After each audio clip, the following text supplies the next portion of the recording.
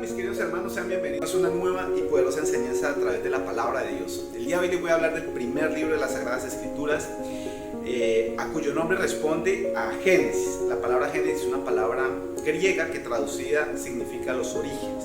En el hebreo la palabra original de este libro es Bereshit y traduce en el principio, que son las tres primeras letras con las cuales empieza este libro. Vemos cómo en el comienzo de la humanidad Dios hace a Adán y ve que el hombre, dice la palabra de Dios, y vio Dios que no era bueno que el hombre que estuviese solo. Entonces hace a Eva como su ayuda idónea. Y vemos que los pone, no en cualquier lugar, los pone en un paraíso. ¿Y cómo era la vida en ese paraíso? Pues como dice nuestra vicepresidenta Francia Márquez, viviendo sabroso. Estaban viviendo sabroso. Dios les había dado miles, millones de árboles buenos que producían frutos deliciosos al paladar y a la vista. Y les dijo, de todos estos árboles pueden comer, mas del árbol del bien y del mal no podéis comer. Entonces, la pregunta que yo siempre me hice fue, ¿por qué Dios instala ese árbol dentro del paraíso? Si sabía que en algún momento iban a ser tentados, iban a caer en esa tentación y esa tentación se iba a convertir en pecado. Y resulta que después, el regalo más importante, después de su Hijo, que es nuestro Señor Jesús, que Dios le dio al hombre, es el libre albedrío. ¿Qué significa el libre albedrío? Que tenemos la libertad de poder escoger, la libertad de elegir, la libertad de tomar decisiones. ¿Qué hubiese pasado si Dios no pone ese arbolito en medio del paraíso? Pues que Adán y Eva no tenían la opción de decidir, porque solamente hubiesen podido comer árboles buenos. No estaba el árbol del bien y del mal.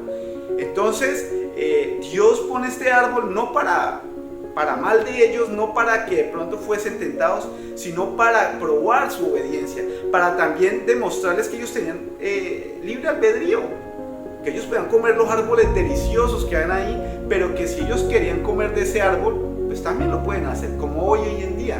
Hoy en día la palabra de Dios nos muestra que hay muchos caminos los cuales conducen a la perdición. Dice, ancho es el camino que conduce a la perdición, amplio y espacioso es el camino que conduce a la perdición. Hoy en día, en lugar de tener un arbolito malo, tenemos cientos de arbolitos, cientos de caminos malos por los cuales podemos irnos.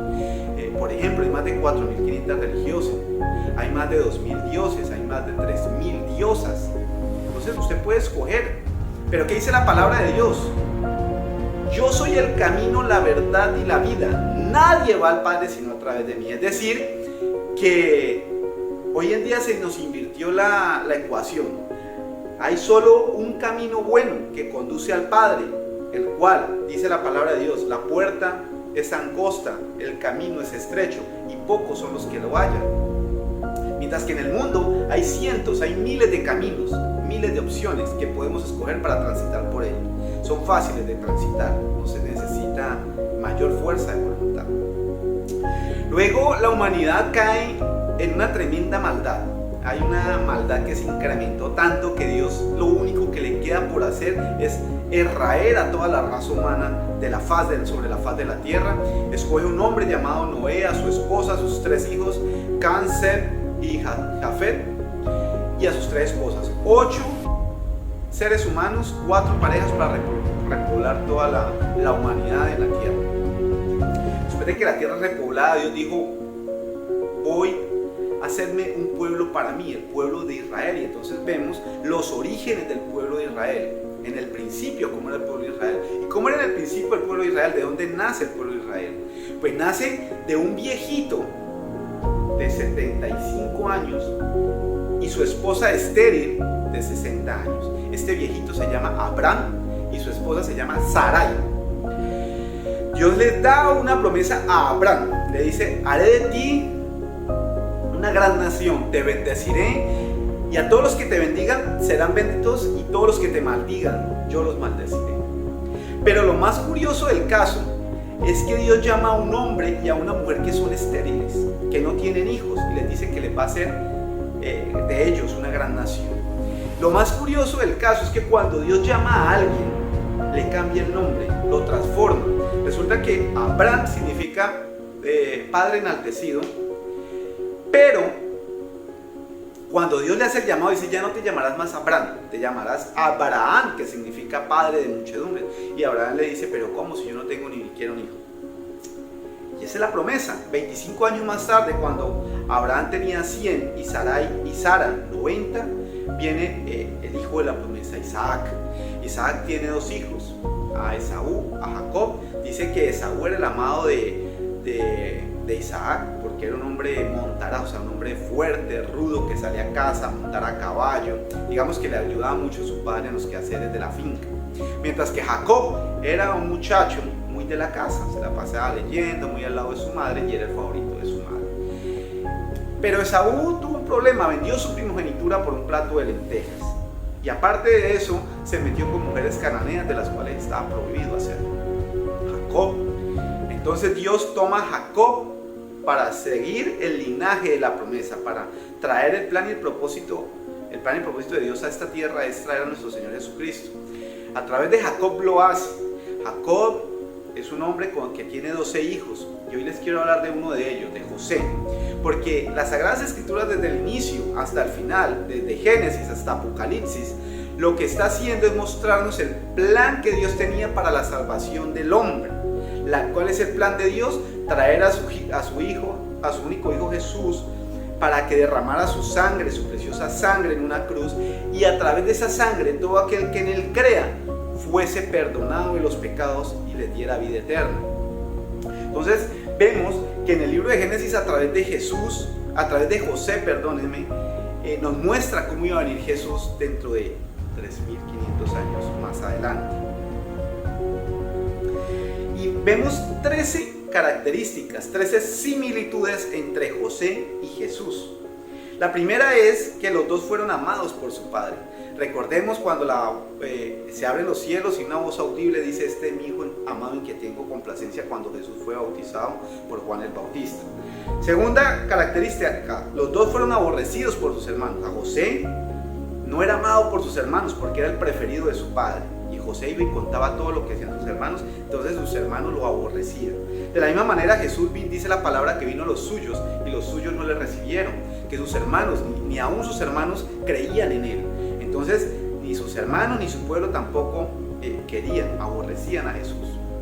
Los dos fueron enviados por sus padres. Dice nuestro Señor Jesucristo: yo he venido a hacer la voluntad del que me envió, no mía, sino la voluntad de mi Padre que está en los cielos. Y José fue enviado por su padre Israel hacia sus hermanos para que los fuera a buscar. Cuarta característica, a los dos les tenían envidia. A Jesús le tenía envidia a su discípulo Judas, y a José sus hermanos le tenían envidia. A los dos les quitaron su túnica. José tiene una túnica de colores muy hermosa que su padre especialmente le había tejido para él, y lo primero que hicieron sus hermanos cuando llegó a ellos fue quitarle su túnica. De la misma manera, cuando nuestro Señor Jesucristo murió en esa cruz del Calvario, los soldados romanos lo primero que hicieron fue echar suertes con sus vestidos. Número 6. Los dos fueron enviados de niños a Egipto. José llegó a Egipto a los 17 años, y nuestro Señor Jesucristo cuando estaba recién nacido, para evitar la masacre que ordenó Herodes. Él dijo: todo niño menor de 2 años quiero verlo muerto, porque sabía que entre esa edad estaba el Mesías, tan anunciado en las Sagradas Escrituras. Número 7. Fueron vendidos. Los dos fueron vendidos. José fue vendido por 20 ciclos de plata. Sus hermanos lo vendieron a un mercader. Y nuestro Señor Jesucristo fue vendido por su discípulo Judas por 30 ciclos de plata.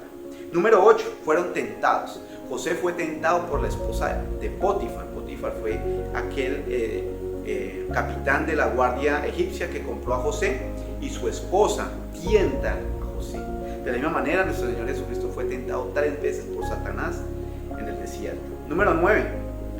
Fueron acusados falsamente. La palabra de Dios dice que los escribas y los sumos sacerdotes y los ancianos de Israel se reúnen para levantar falso testimonio en contra de nuestro Señor Jesús, y así de esa manera poderlo enjuiciar y poderlo condenar.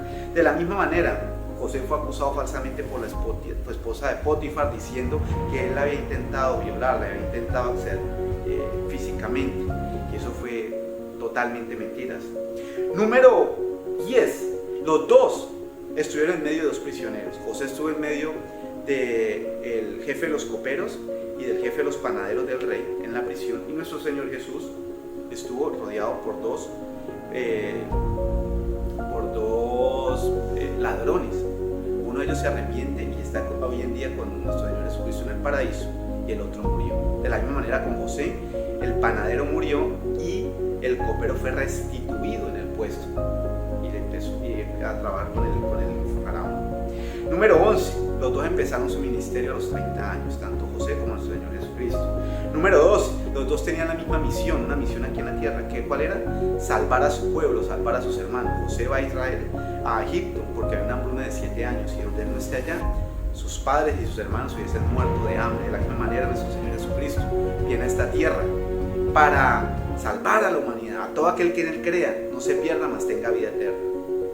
Y número 13. Los dos alimentan a los hermanos. Nuestro Señor Jesucristo dijo: yo soy el pan de vida, el que come de mí nunca más tendrá hambre.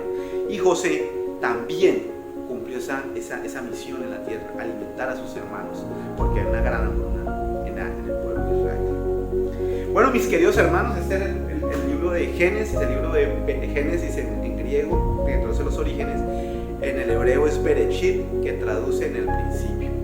Finalmente, todo es el origen del pueblo de Israel, de la raza humana, del pecado, de la desobediencia. Bueno, mis queridos hermanos, un abrazo desde la distancia. Dios me les continúe bendiciendo abundantemente. Gracias una vez más por estar en la presencia de nuestro Padre Celestial. Y si Dios lo permite, nos veremos en el próximo